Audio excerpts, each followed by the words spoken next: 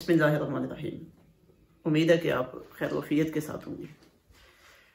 आज खिलाफ मामूल चंद बातें आप अहबाब की खिदमत में रखनी है। मैं और आप सब इस बात को महसूस करते हैं कि जब का सोशल मीडिया आम हुआ,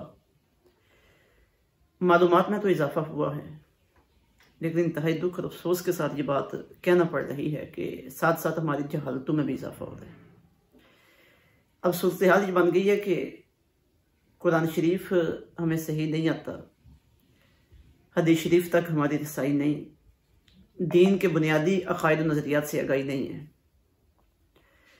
अब बजाय इसके कि हम अपनी इन कमज़ोरियों को दूर करें,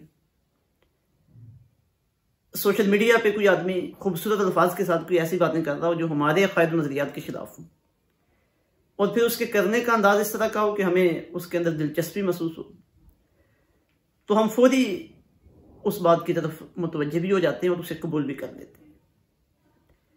ये नहीं देखते कि जिस बात को मैं कबूल कर रहा हूँ इसमें मेरा दीनी नुकसान कितना है, और मेरे वो अकायद नज़रियात जो कुरान और सुन्नत से साबित हैं और अल्हम्दुलिल्लाह नस्ल दर नस्ल चलते आ रहे हैं, उनके ऊपर कितनी बड़ी जद पड़ रही है। अब चूंकि हम इसी शोबे में हैं, लाइब्रेरी में बैठते हैं, किताबों का मुताला करते हैं, अंदरूनों बैरूने मुल्क से अहबाब के सवालात के आने के सिलसिले चले रहते हैं, तो तहकीक भी जारी रहती है और अहबाब से मुलाकातें भी होती हैं, खुद भी आकर लोग सवालात के जवाब पूछते हैं। तो बड़े अजीब मामलात सामने आते हैं कि बजाय इसके कि हम बुनियादी तौर पर अपने अकायद नज़रियात का इल्म हासिल करें, सोशल मीडिया से चीज़ें कबूल करने की कोशिश करते हैं।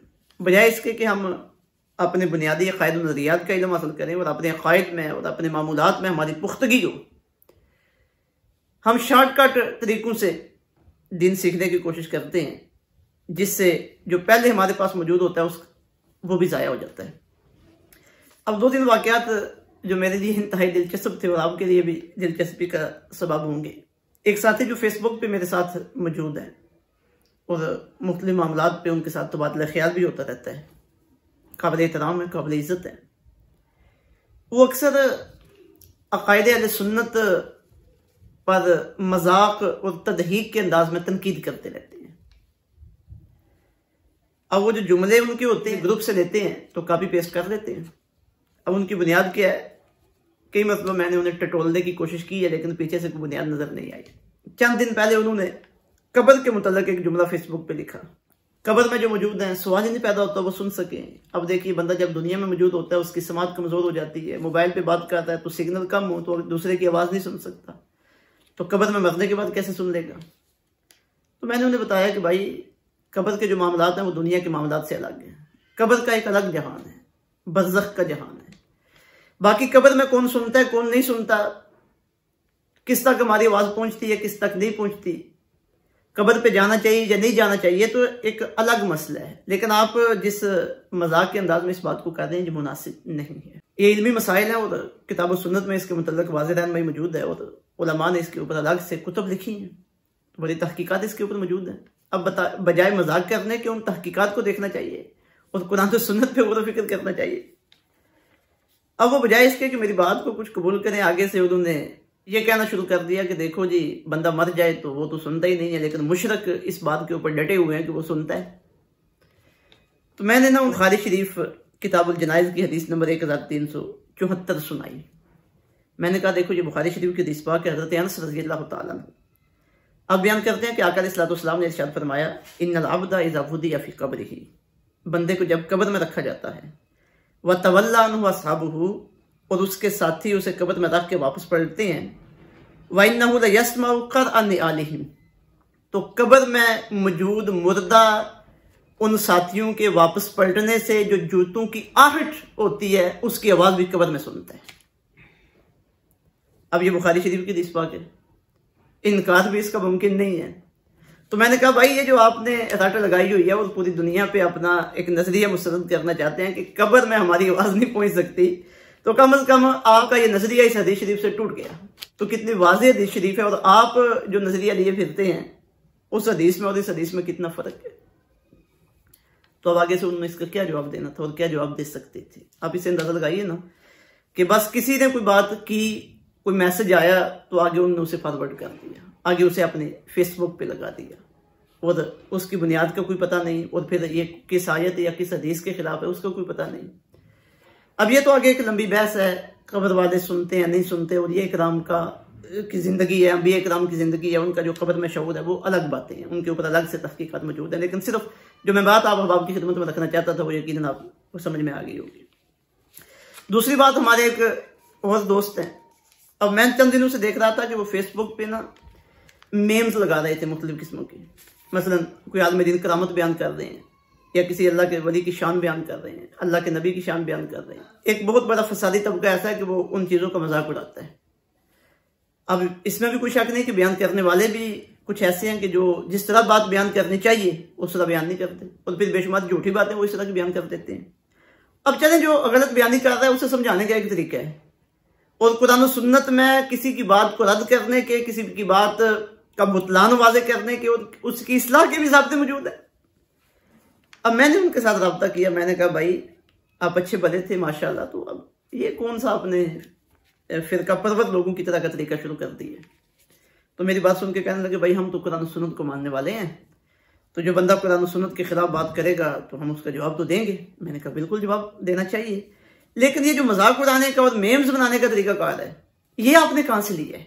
क्या कुरान और सुन्नत में किसी की गलत बात का रद्द करने का तरीका मौजूद नहीं है? क्या किसी की इस्लाह करने का कुरान और सुन्नत में तरीका मौजूद नहीं है? तो अब मेरी ये बात सुन के अब उसका वो क्या जवाब दे सकते थे? आखिर में कहने लगे कि यार मेम्स उस वक्त मौजूद नहीं, आज मोबाइल मौजूद है तो हम मेम्स बना लेते हैं। मैंने कहा माज़अल्लाह फिर आगे से आप ये साबित करना चाहेंगे कि अगर उस दौर में ये चीज़ें होती तो आका अलैहिस्सलाम या सहाबा किराम या उस दौर के लोग भी ये काम करते। अब ये देखिए कहाँ तक सोचें पहुंच चुकी हैं। फिर मैंने एक इबादत लिखी। मैंने कहा ये जो मैंने इबादत लिखी है आप कुरान और सुन्नत से ये साबित करें कि ये मेरी लिखी हुई इबादत ये सही है या गलत है। वो कहाँ कुरान और सुन्नत की रोशनी में उस इबादत को परखें। उन्होंने तो चंद फितना परवर लोगों के बयानात सुने हुए हैं जिनका ढंढोरा वो हर जगह पे पीड़ रहे हैं, जिन्हें हर जगह पे वो शेयर कर रहे हैं और उसी सोच को वो आगे फिरा रहे हैं। तो जब इबादत आई तो परेशान हो गए, कहने लगे देखे यार मैं कोई आलिम दीन तो नहीं हूं। तो मैंने कहा भाई अगर आप आलिम दीन नहीं है तो आपने आलिमों वाले कामों को हाथ क्यों डाला है? आप आलिम नहीं है, आप उलमा से बातें पूछिए, उलमा से इस्लाह लें। आप वो काम तो ना शुरू कर दें जो आलिमों वाले हैं। आप जब वो काम शुरू करते हैं ना तो फिर जो अहले इल्म का तरीका आप उससे हट के काम करते हैं, फिर इस्लाह नहीं होता बल्कि फसाद होता है। इसी तरह हमारे के साथी हैं, नमाज में रफ़ा यदैन करना या ना करना, इस पे कोई बंदा उन्हें हदीस सुना दे तो फौरन उसके ऊपर यकीन कर लेते हैं और ईमान ले आते हैं और समझते हैं कि जो पहले से हमारा नमाज का तरीका था वो तो गलत था। अब हमारे पास आते हैं तो हम उन्हें मसला समझाते हैं कि भाई रफ़ा यदैन करने की जिस तरह हदीस है इस तरह रफ़ा यदैन न करने की हदीस है, और जो रफ़ा यदैन न करने की हदीस है वो भी सही है और बेशुमार है, सियासता के अंदर मौजूद है। और हमारा अहले सुन्नत व जमात हनाफ का मौक़िफ़ यह है कि जिन अहादीस में रफ़ा यदैन करने का जिक्र है वो मनसूख हो चुकी है, यानी कैंसिल हो चुकी है। अब जो नमाज पढ़ने का अफजल तरीका है वो यही है कि रफ़ा यदैन तकबीर तहरीमा के अलावा न किया जाए। हम हदीस सुनाते हैं, एक नहीं दर्जनों हदीसें तय बात है। और साथ हम ये भी कहते हैं कि जिन लोगों का ये मौक़िफ़ है कि अब हमारी बात सुन के किताबें भी उन्हें दिखा दें लेकिन वो मानने के लिए तैयार नहीं है, यकीन करने के लिए तैयार नहीं है। वजह क्या है कि उनका बर्तन पहले खाली था, इल्म की बात उनके पास मौजूद नहीं थी, ना उन्होंने सुनने और सीखने की कोशिश की थी। कहीं से आगे या किसी मुतशद्दिद ने उन्हें बता दिया है कि भाई रफ़ा यदैन के बगैर तो नमाज के खिलाफ सुन्नत है। अब वो बात उनके ज़हन के अंदर बैठ गई है। अब वो समझते हैं कि जो आदमी नमाज में रफ़ा यदैन नहीं करता उसकी नमाज खिलाफ सुन्नत है। तो अब वो इस चीज़ का भी उन्हें एहसास नहीं होता कि ये हमारी बात कहाँ कहाँ तक पहुँच रही है, कौन कौन से अकाबत सहाबा तक हमारी ये बात जाती है जो नमाज में तकबीर तहरीमा के बाद रफ़ा यदैन नहीं करते थे। तो जो बातें अर्ज़ करने का मकसद ये है कि हमें उलमा के पास बैठकर कुरान और सुन्नत को समझना चाहिए और बिलखसूस उन्हें सबसे पहले अपने अक़ायद और नज़रियात को और मामूलात को कुरान और सुन्नत के दलाइल के साथ समझना चाहिए। उलमा के पास बैठना चाहिए, उनकी सोबत में बैठना चाहिए। जब तक आप इस जानिब नहीं आएंगे तो बाद से आने वाला हर हमला आपके ऊपर कारगर साबित होगा। बहुत जल्द जो फिरका परवर लोग हैं वो आपको अपने जाल में फंसा लेंगे, फिर सारी जिंदगी यही परेशानी रहेगी। चंद बातें जो मैंने आपकी खिदमत में अर्ज़ की हैं, कभी कभी इंशाल्लाह इस तरह की बातें होती रहेंगी और इस्लाह की बातें भी आएंगी, उनका हल भी इंशाल्लाह आता रहेगा। अल्लाह रब्बुल इज़्ज़त समझ की और अमल की तौफीक अता फरमाए।